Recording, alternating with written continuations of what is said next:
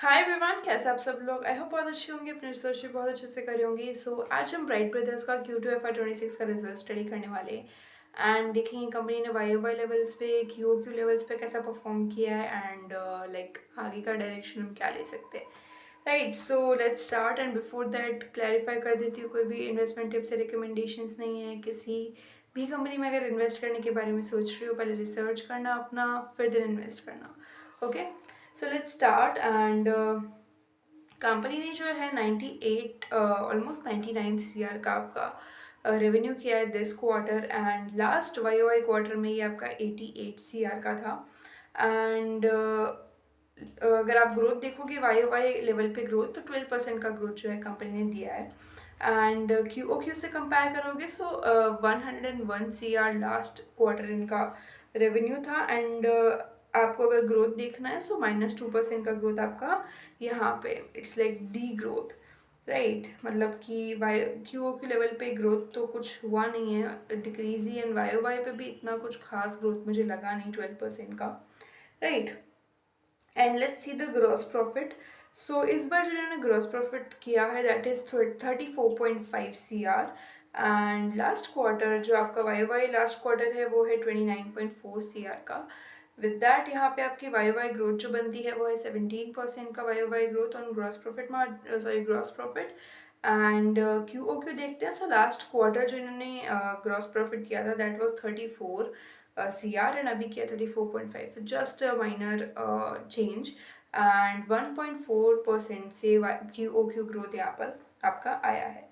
With that EBITDA देखते हैं। सो EBITDA 8 CR का कंपनी ने इस बार किया है एंड लास्ट वाई क्वार्टर से अगर आप कंपेयर करोगे, सो 5.8 CR का जो एबिडा है आपका वो कंपनी ने किया था। एंड वाई लेवल पे 37% का ग्रोथ आपको एबिडा लेवल पे देखने को मिलेगा। With that last quarter Q quarter से अगर स्टडी करोगे, सो 5.4 CR का जो है लास्ट क्वार्टर इन्होंने एबिडा किया था एंड 48% से ये जो है ग्रोथ हुआ है। राइट, सो एबिडा में ग्रोथ अच्छी है, 48% से आपका क्यू लेवल पे है। एंड 37% से ऑलमोस्ट 38% से आपका वाई लेवल पे है। राइट, पैट देखते हैं, which is the most important thing when we study any kind of financial result. So 2 crore का पैट इस बार इन्होंने किया है एंड लास्ट वाई क्वार्टर में 3.4 करोड़ का पैट था। सो यहाँ पे डी ग्रोथ हुआ है 41% से वाई लेवल पे। एंड क्यू लेवल पे 3 का जो है प्रॉफिट इन्होंने लास्ट क्वार्टर किया था क्यू लेवल पे एंड -33% का डी ग्रोथ यहाँ पर आपको देखने को मिलेगा।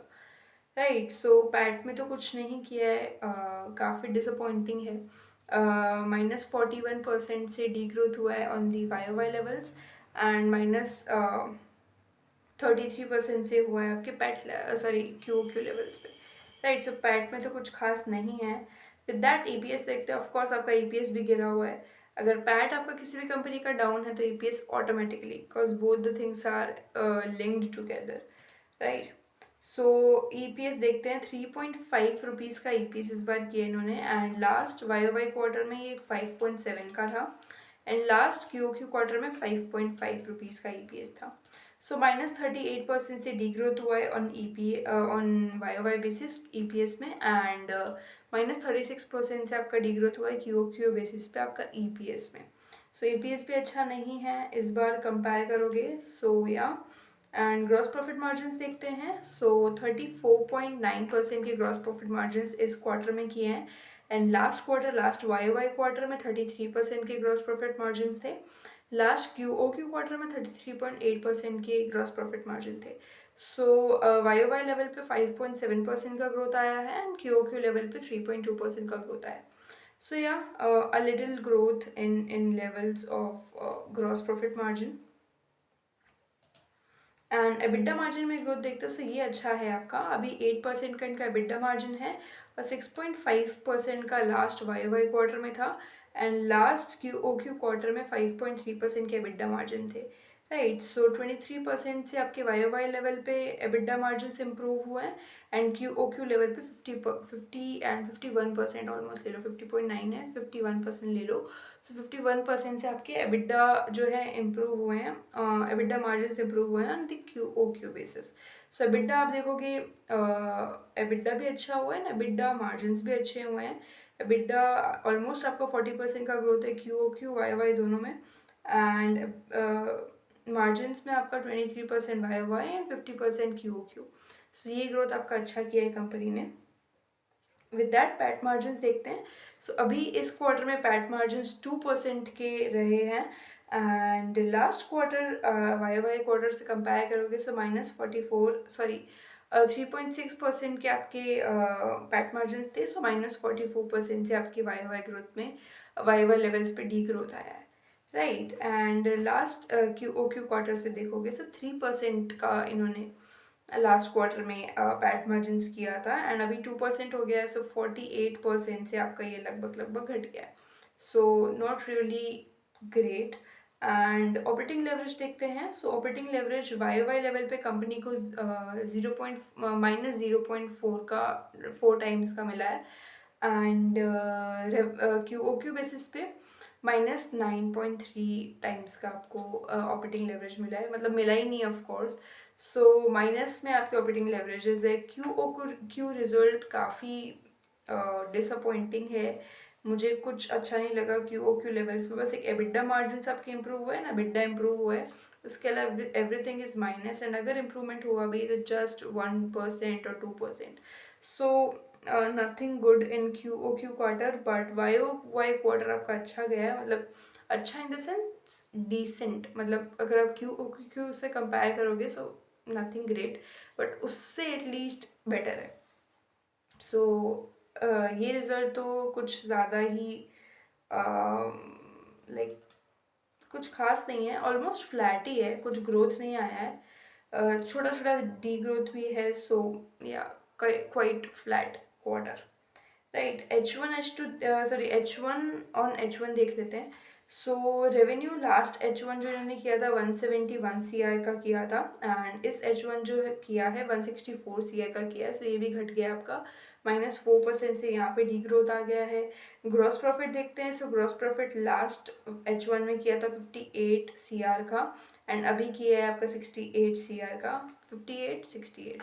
सो 15% से यहाँ आपके मार्जिन द नंबर्स थोड़े से इंक्रीज हुए, 15% से आपके ग्रॉस प्रॉफिट इंक्रीज हुआ है H1 on H1।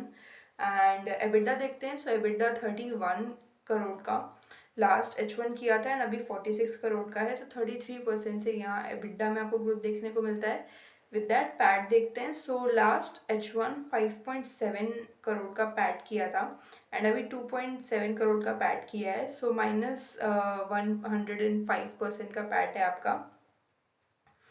And EPS देखते हैं। सो ईपीएस आपका लास्ट H1 में था 9 रुपीज़ का, अभी हो गया 5.8 रुपीज़ का, सो लगभग आधा ही घट गया है, एंड -56% से आपको यहाँ पे डी ग्रोथ देखने को मिलता है, राइट। ग्रॉस प्रॉफिट मार्जिन देखते हैं। सो लास्ट H1 में आपके 33.9% के ग्रॉस प्रॉफिट मार्जिन थे, एंड अभी हो गए 41.7% के, सो 18% से ये थोड़ा सा लिटिल इंक्रीज यहाँ पे हुआ है 18% से। एंड एबिडा मार्जिन में भी आपको थोड़ा सा इंप्रूव देखने को मिलेगा। सो 18% आपके लास्ट H1 में एबिडा मार्जिन थे, अभी 28% के एबिडा मार्जिन है, सो 35% से ये आपका थोड़ा सा ग्रो हुआ है। विद दैट पैट देखते हैं, पैट मार्जिन। सो 3.3% के लास्ट H1 में आपके पैट मार्जिन थे, एंड अभी आपके पैट मार्जिन 1.6% के हुए हैं, so a little decrease over here, and -96% से ऑलमोस्ट 100% ले लो आप इसको। सो ऑलमोस्ट 100% से आपके पैट जो है, पैट मार्जिन जो है वो डिक्रीज हो गए।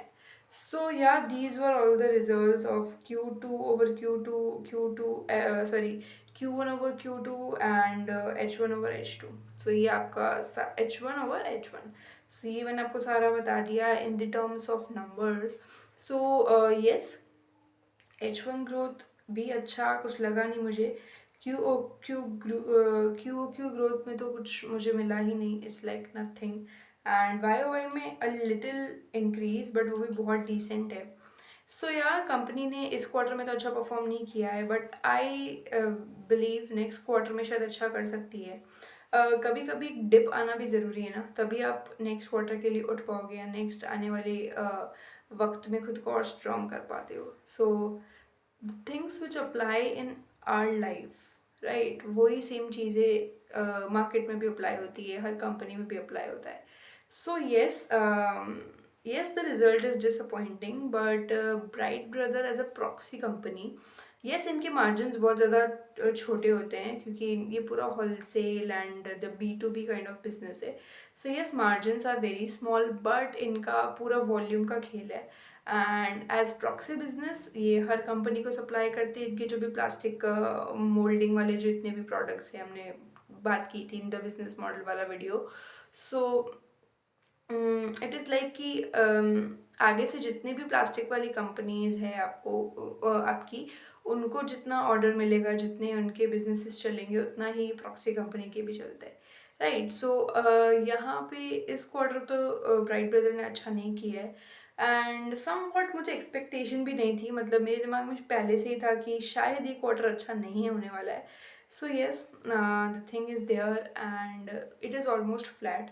बहुत ज़्यादा भी नहीं गिरा है, बहुत ज़्यादा भी नहीं उठा है YoY लेवल पे, इट इज़ जस्ट फ्लैट। हाँ, पैट कुछ ज़्यादा ही मुझे लग रहा है कि सेक्रीफाइस हो गया, मतलब पैट में आपको अच्छा ग्रोथ नहीं दिखा मुझे।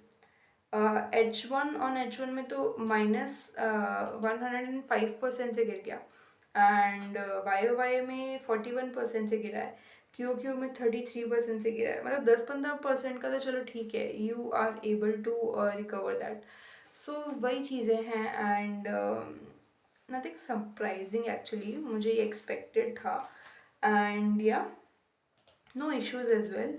अगर कंपनी आगे चल के अगले 2 क्वार्टर में अच्छा कर लेगी, so no issues. And I believe, I personally believe that bright brother will settle this, मतलब ये जो भी किया है वो चीज़ें आगे इम्प्रूव कर देंगे। सो या अगेन अजम्पशन ही है, एक्चुअल में क्या कर रही है कंपनी कोई नहीं जानता है, अनटिल एंड अनलेस मैनेजमेंट की कोई कमेंट्री सुनने को मिलती है या उनके थॉट्स, उनके बिजनेस के बारे में जो भी है हमको जानने के लिए मिलता है। So I will share any kind of update whenever we receive from Bright Brothers. So yeah, result में तो इतना ही है बताने को, and yes, the result is not that great, but एक डिप आना ज़रूरी है, I would say that again. मतलब अगर वो एक छोटा सा डिप नहीं आया तो आगे चल के आपको उसका ग्रोथ नहीं मिलेगा। इट इज़ लाइक कि जितना आप नीचे गिरते हो उसका डबल आप उठते हो, ये आपको पता होगा। मतलब जो एक एक नेचुरली ये चीज़ है, नेचर में एग्जिस्ट करती है। सो या छोटा मोटा ऐसा गिरना भी इम्पोर्टेंट है। सो नथिंग वेरी डिसअपॉइंटिंग, मतलब हाँ, इतना भी कुछ नहीं है। रिजल्ट तो अच्छा नहीं है, बट या चल जाएगा वाली बात है।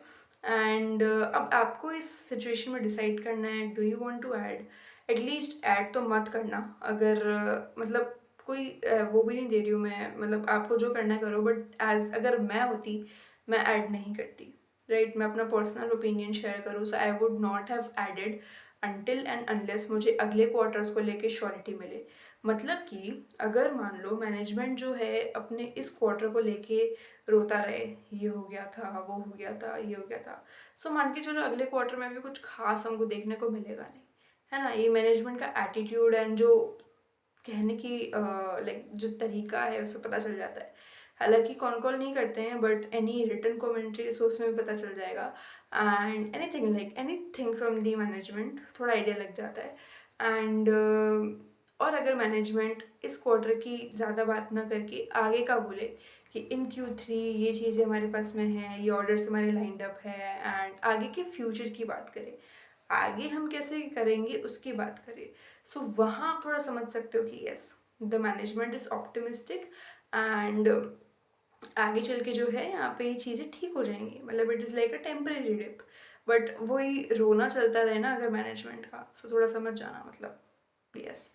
सो इसीलिए कॉन कॉल जहाँ होता है वहाँ और क्लैरिटी मिल जाती है। मैं ये नहीं कह रही कॉन कॉल होना इज़ अ गुड थिंग और bad thing for a company, मतलब कॉन कॉल होता है तो अच्छी है कंपनी, नहीं होता तो बुरी है। The big big examples are in front of you, and जो कंपनी कॉन कॉल नहीं करते बट खतरनाक रिजल्ट छापते हैं, खतरनाक ग्रोथ देते हैं। सो या एंड थोड़ा सा अगर कॉन कॉल मिल जाए तो एक कन्विक्शन एंड जो कॉन्फिडेंस है ना, उसको एक सपोर्ट मिलने में हेल्प हो जाता है, राइट। सो जब तक आप मैनेजमेंट के मुंह से खुद नहीं सुन लेते, तब तक आपको एक थोड़ा सा कन्फ्यूजन तो कहीं ना कहीं रहता है, चाहे आपका कन्विक्शन कितना भी अच्छा क्यों ना हो। या सो यही है मेरा कहना। कंपनी शायद अगले क्वार्टर तक रिकवर कर लेगी, this is my personal opinion. And what you think, let me know, and let's wait for any kind of message from management and क्या management ने सोचा है for the next quarters.